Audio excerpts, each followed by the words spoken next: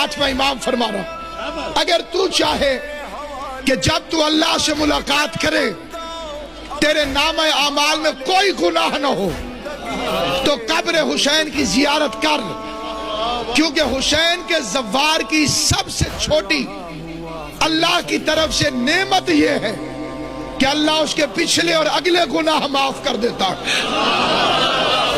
حج کرو تو صرف پچھلے گناہ معاف، زیارت حسین کرو پچھلے گناہ بھی معاف اور اگلے گناہ بھی معاف۔ امام پنجم نے فرمایا اگر لوگوں کو معلوم ہو جائے کہ زیارت حسین کا ثواب کتنا ہے تو وہ شوق زیارت سے مر جائیں۔ اور آٹھویں امام نے فرمایا کہ اے ابن شبیب، خدا جب کسی کو اپنا دوست بنانا چاہتا ہے تو اس کے دل میں قبر حسین کی زیارت کا شوق ڈال دیتا ہے۔